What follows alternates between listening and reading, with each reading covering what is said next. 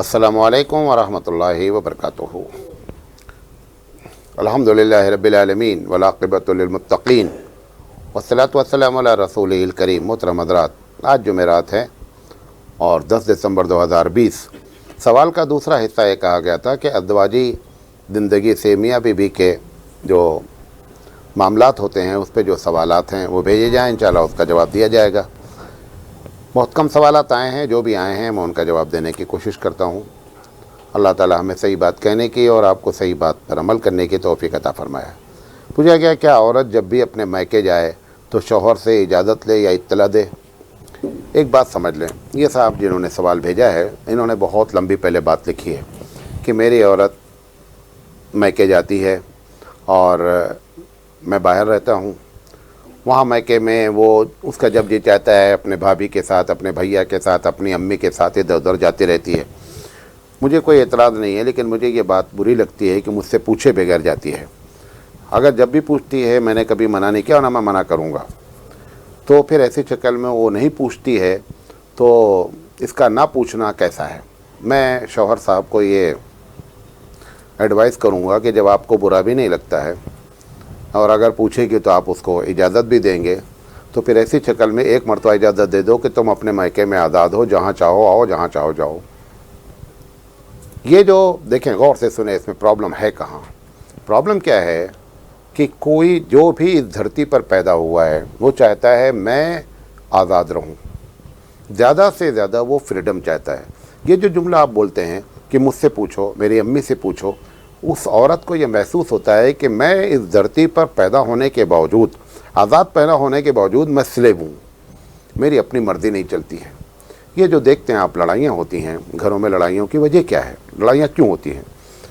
सास क्या करती है कि तुमको वो क्या करती है, भाई तुमको जाना ही है लेकिन मुझसे पूछ लो। अच्छा, मेरी समझ में नहीं आता, जब तुमको इजाज़त देनी है तो एक मरतबा दे दे ज़िंदगी भर के लिए, लेकिन हर मरतबा तुम मुझसे पूछो, हर मरतबा तुम मुझसे पूछो।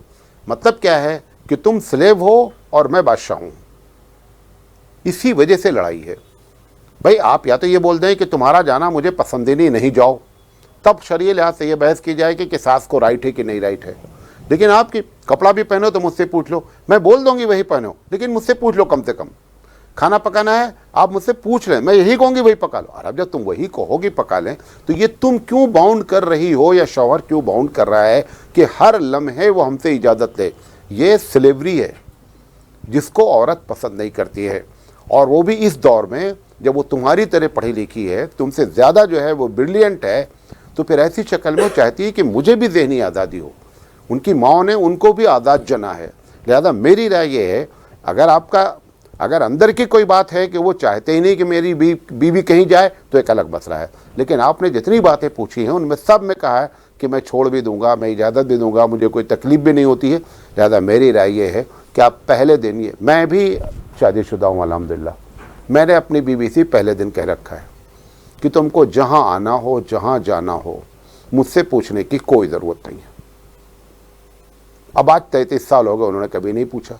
ये एक अलग बात है, वो पूछती रहती हैं, उनकी आदत है गुलाम बनने की, मैं क्या करूं? लेकिन मेरी तरफ से खुदा की कसम खा के कहता हूं, कोई भी हमारी तरफ से होने ना, हमने कभी आज तक अनजाने पर एतराज़ किया। मैं जानता हूं कि औरत हम जैसे चाहते हैं। हमारा मिजाज क्या है कि मैं आज़ाद रहूं। मेरे पास अगर 10 पैसे हैं तो मैं चाहता हूं मैं 10 पैसे जहां चाहूं खर्चा करूं। नहीं, आप मुझसे पूछ कर खर्चा करें। बार बार आप मुझको बोलेंगे, नतीजा क्या निकलेगा कि मैं स्लेव हो जाऊंगा, मैं गुलाम हो जाऊंगा। ये हमारे मिजाज के खिलाफ है, और अल्लाह ने हमको आज़ाद पैदा किया, आप उसको आज़ाद रहने दें। और अगर मसले के लिहाज से पूछते हैं कि औरत अगर मायके गई हुई है, आप वहाँ मौजूद नहीं हैं, तो फिर ऐसी शक्ल में वो अपने भाई के मातहत है, जो वहाँ पे वली मौजूद है। उसका बाप अगर मौजूद है तो उसके मातहत है। आप कहीं बाहर रह रहे हैं, आपको फ़ोन करे या आपको SMS करे, आप जवाब ना दे, अब इस अचानक जाने का टाइम हो रहा है, तुम पता चले वो तुम्हारा जो है व्हाट्सअप का लिंक ही नहीं लग रहा है, हज़ारों चीज़ें हो सकती हैं। लिहाजा ऐसी जगह पर जब वो मायके में मौजूद है तो जहाँ उसका वली है उसको, हाँ, अगर कोई ऐसा गलत काम कर रही है औरत कि जो शरई लिहाज से नाजायज़ है, मिसाल के तौर पर गैर महरम के यहाँ जा रही है, उसको न जाना चाहिए। और अगर शौहर को नापसंद है तो कतई नहीं जाना चाहिए, शरीयत को नापसंद है नहीं जाना चाहिए, वो एक अलग मसला है। पूछा गया, मेरी बीवी हमेशा अपनी जिम्मेदारी नहीं उठाती है, कहती मुझसे नहीं होगा, تو کوئی اسلامی تعلیمات بتائیں جو اس کی طرف رہنمائی کریں۔ دیکھیں، یہ لڑائی کا معاملہ ہے۔ جب ہم ایک کمپنی میں کام کرتے ہیں اور یہ طے کرے رہتے ہیں کہ مجھے کمپنی میں رہنا ہے، غور سے سنیے گا، تو کمپنی جو بھی قانون بناتی ہے ہم کیا کرتے ہیں، چاہے ہم کو اچھا لگے چاہے ہم کو برا لگے، ہم اپنے باس کی بات مان رہے ہیں۔ اسی درمیان میں ایک کاریگر، ایک ملازم یہ طے کر لیتا ہے کہ کمپنی چھوڑنا ہے، اس کے ساتھ نہیں رہنا ہے۔ اب اس کی کوئی بات بھی بولتا ہے نہیں، میں 8 بجے، میں آپ 10 بجے میری ڈیوٹی ہے، میں 9:45 پہ نہیں آؤں گا بھائی۔ کیوں؟ کیونکہ اس نے طے کر رکھا ہے کہ اگر مجھے نکال دیں یا میں چھوڑنا چاہ رہا ہوں، دونوں وجہ ہو سکتی ہے، تو یہ نکال دیں۔ یہ اگر ایسے بھی کر رہی تو اس کا مطلب تمہارے ساتھ رہنا نہیں چاہیے۔ اس سے اس طریقے سے بات کی جائے کہ اگر آپ میرے ساتھ رہنا پسند نہیں کرتی ہیں تو آپ مجھ سے خلا لے لیجئے، آپ بھی کسی دوسرے آدمی کے ساتھ رہیے، کیونکہ زندگی محدود ہے، آپ بھی انجوائے کر لیجئے، اور میں بھی کسی دوسری عورت سے شادی کر لوں، میں بھی انجوائے کر لوں۔ لیکن یہ کہ میں تمہارے ساتھ، مطلب آپ اپنے ساتھ بھی رکھیں، نہ آپ انجوائے کر سکیں نہ وہ انجوائے کر سکیں۔ ہمارے پاس ایک ہی ریگستان میں دوڑنے کے لیے باٹل دے دی گئی ہے پانی پینے کی، وہی باٹل آپ کے پاس ہے، اسی میں آپ کو گزارا کرنا ہے، یہ ایک ہی لائف ہے، اس کے علاوہ ہمارے پاس کوئی زندگی دوسری نہیں ہے۔ لہذا جس طریقے سے انجوائے کرنا چاہیے، شرعی لحاظ سے انجوائے کرنے کی اجازت ہونی چاہیے۔ پوچھا گیا حضرت میری بیوی کو بچہ پیدا ہونے والا تھا، مائکے گئی تھی، 10-12 مہینے ہو گئے، وہ واپس آنے کو تیار نہیں ہے، کہتی یہیں گھر بنا کر رہو، میں اب کیا کروں، بہت پریشان ہوں، اس کا حل بتائیں۔ کوئی بھی بیوی اگر یہ کہتی ہے کہ میں تمہارے گھر والوں کے ساتھ نہیں رہنا چاہتی ہوں، جب کوئی ساس میرا جملہ سنتی ہے تو مجھ سے بہت ناراض ہوتی ہے، جب وہ بہو کی حیثیت سے سنتی ہے تو بہت خوش ہوتی ہے۔ جو میں کہنے جا رہا ہوں، اگر وہ ساس ہوگی تو کہے گی یہ مولانا بہت بیوقوف آدمی ہے، اس کو کچھ عطا پتہ نہیں ہے۔ جب وہ جوان بہو ہوگی تو بولے گی حضرت بہت صحیح بات کرتے ہیں، ہے نہیں؟ ہے کیا مسئلہ؟ عورت کو شرعی لحاظ سے یہ اختیار ہے کہ اگر وہ کہتی ہے کہ میں اکیلے رہنا چاہتی ہوں تو شوہر کو چاہیے کہ اس کو اکیلا رکھے۔ تو اگر وہ اس وجہ سے چلی گئی میں کہ اب تم دوبارہ اپنے گھر لانا چاہتے ہوگے، وہ تمہارے گھر والوں کے ساتھ رہنا نہیں چاہتے، نہیں رہنے کی بہت سی وجوہات ہیں، 95% تو جائز وجہ ہے۔ ہم آتے ہیں، ہم دیکھیں کیسے کرتے ہیں اپنے گھر میں، ہم اپنی بیوی سے کہتے ہیں دیکھو تم میری سیوا کرو نہیں کرو، لیکن میری امی کی سیوا ضرور کرو۔ اچھا تمہاری امی ہے بیٹا، تم سیوا کرو، تم الٹا کام کروا رہے ہو یار، امی اس کی ہے، اس کو تو چھوڑ کر کے بیچاری آ گئی ہے، اور اب تم اپنی امی کی سیوا کرانے کی بات کرتے ہو، سمجھتے ہو میں بہت شریف آدمی ہوں کہ میں اپنی سیوا نہیں لے رہا ہوں لیکن میری امی کی سیوا کروں۔ پہلی وجہ ہے جس کی وجہ سے وہ نہیں رہنا چاہتی تمہارے ساتھ۔ دوسری وجہ، جو ننند ہے اور دیورانی ہیں، ساتھ میں جٹھانی ہیں، دیورانی جو ہاں گاؤں میں آپ کو معلوم ہے کہ وہ نوکرانی کی حیثیت سے رہتی ہے، سب کا کپڑا دھلنا ہے، سب کو کھانا کھلانا ہے، وہ اس وجہ سے اب نہیں رہنا چاہتی یہاں پر۔ حالانکہ اپنے گھر میں چاہے اتنے لوگوں کا کھانا پکائے اس کو تکلیف نہیں ہوگی، لیکن تمہارے یہاں آ کر کے اگر، کیونکہ ننند دیور اور سب لوگ اگر یہ بیہیو کریں گے اس کو قطعی اچھا نہیں لگے گا، لہذا شریعت نے اس کو اختیار دے رکھا ہے، کیونکہ وہ آزاد پیدا ہوئی ہے، اس کو آزاد رکھا گیا ہے کہ تم اگر نہیں ان کے ساتھ رہنا چاہتی تو نہیں رہو۔ اس وجہ سے وہ نہیں رہنا چاہ رہی ہے۔ یہ پہلے آپ وجہ تلاش کریں، جو آپ نے پوچھا ہے کہ مسئلے کا حل بتائیں، پہلے آپ وجہ تلاش کریں کہ ہمارے گھر میں آنا کیوں نہیں چاہتی ہے۔ جوائنٹ فیملی سسٹم ہے، جوائنٹ فیملی سسٹم اسلامی سسٹم ہی نہیں ہے۔ پوچھا گیا مولانا اگر ہم بستری کے وقت اگر غلط جگہ پر ہم بستری کر دیں تو اب کیا کریں؟ توبہ کریں، صدقہ کریں، 2 کام کریں۔ پھر پوچھا گیا کیا نکاح ٹوٹ جاتا ہے؟ نکاح نہیں ٹوٹتا ہے۔ پوچھا گیا مولانا صاحب میری بیوی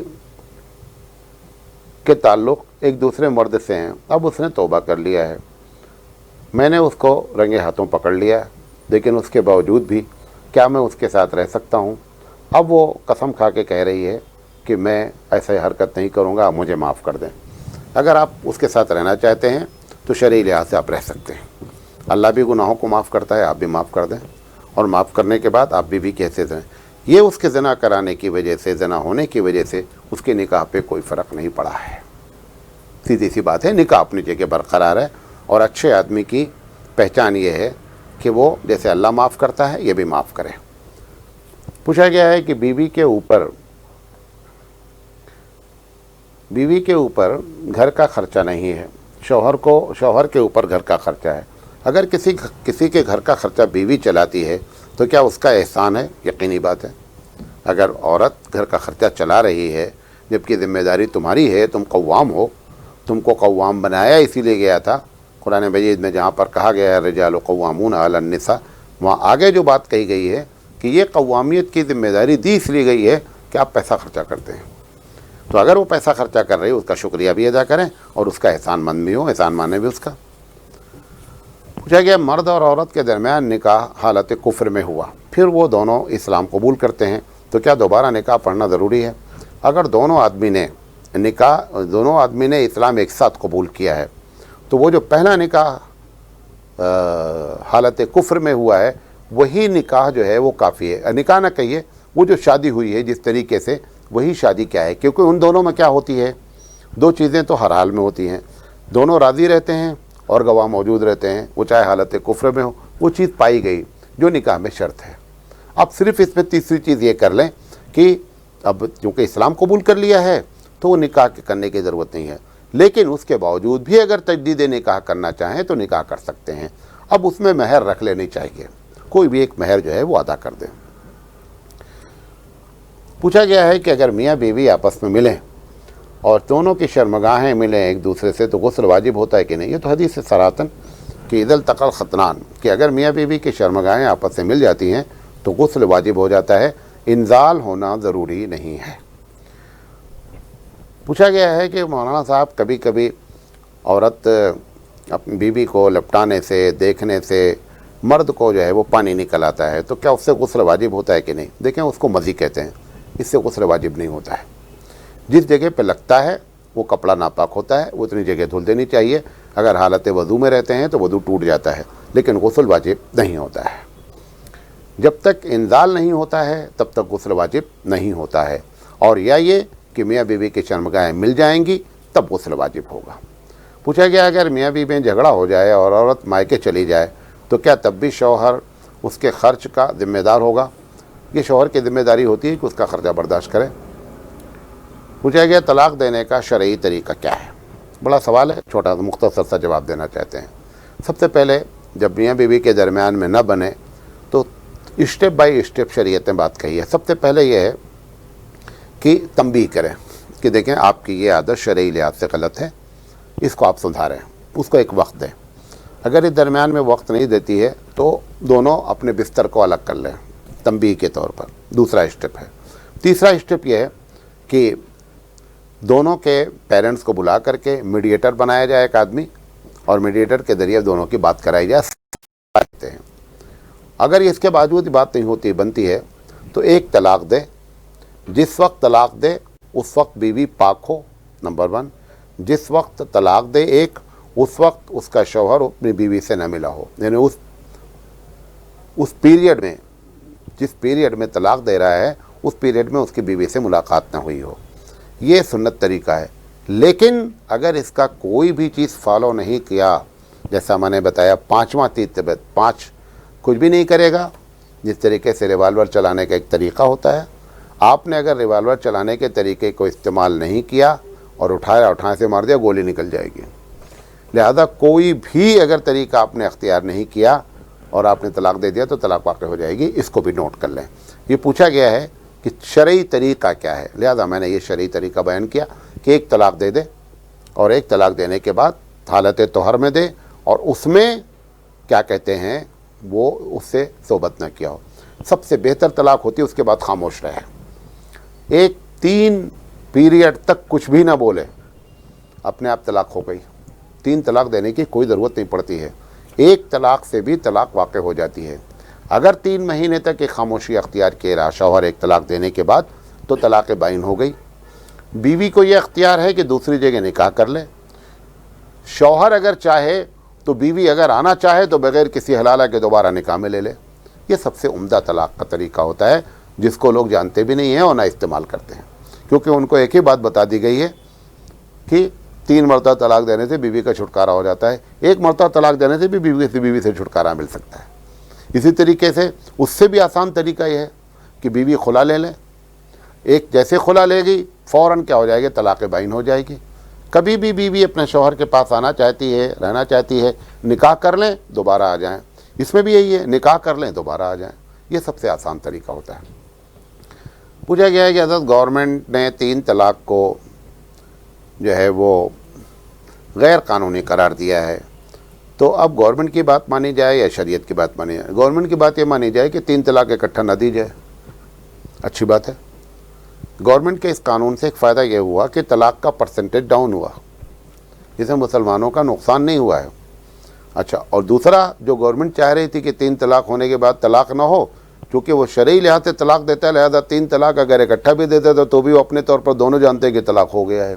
تو گورنمنٹ کو کچھ حاصل نہیں ہوا اس میں, صرف ان عورتوں کو حاصل ہوا جو شرارت کرنا چاہتی تھیں اپنے شوہر کو پھنسانے کے لیے, ستانے کے لیے. ان کے لیے فائدہ ہوا ہے کہ وہ 3 طلاق اگر اکٹھا دے دیں گے, جا کر کمپلین کر دیں گے, ثابت کر دیں گے 3 طلاق دیا انہوں نے, تو شوہر اندر ہو جائے گا. بس یہ ایک فائدہ ہوا ہے.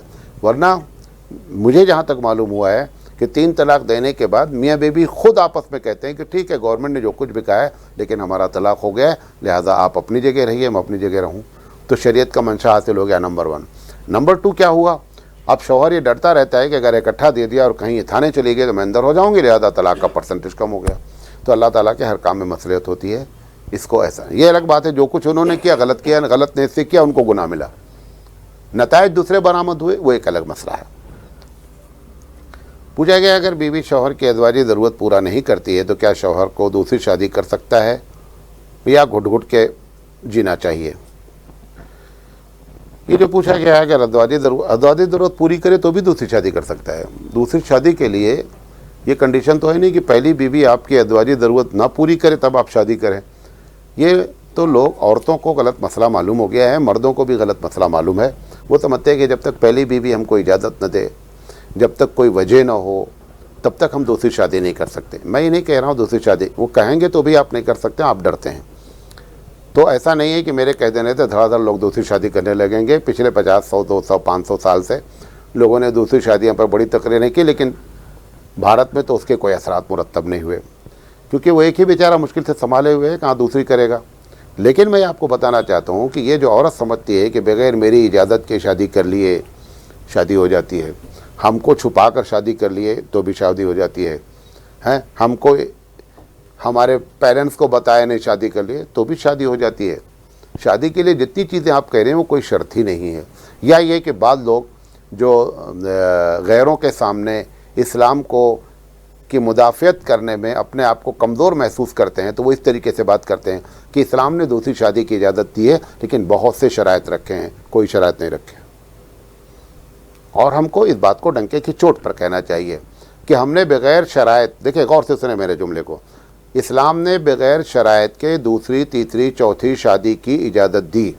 اس کے باوجود بھی دنیا میں اور خاص کر بھارت میں 4% لوگ بھی ایسے نہیں ہیں جن کے پاس 4 بیویاں ہوں 0.1% بھی نہیں, 3 بیویاں ہوں 0.1% بھی نہیں, 2 بیویاں ہوں وہ زیادہ 4 اور 5% کے بیچ میں ہیں. آپ اگر میرے ڈاٹا کو دیکھنا چاہتے ہیں صحیح ہے کہ نہیں صحیح ہے, آپ ایک دن بیٹھ کر کے اپنے رشتہ داروں کا نام نوٹ کر لیجئے اور پھر ان کے سب کے آگے لکھیے 1 بیوی, 2 بیوی, 1 بیوی, اور آپ کو پرسنٹ معلوم ہو جائے گا. آپ 100 رشتہ دار کے نام لکھیے, 100 اپنے رشتہ دار, ہر آدمی اپنے رشتہ دار 100 کا نام لکھ لے, اور 100 کا نام لکھنے کے بعد دیکھ لے کہ کتنے لوگ ہمارے رشتہ دار ہیں جو 4 شادی کیے ہوئے ہیں, 2 شادی کیے ہوئے ہیں, 3 شادی کیے ہوئے ہیں. آپ کو پرسنٹیج نکل آئے گا.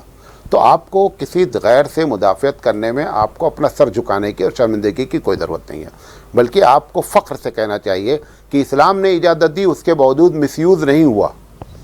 تم نے کیا کیا, تم نے اجازت نہیں دی اور 49% گرل فرینڈ رکھے ہوئے ہیں.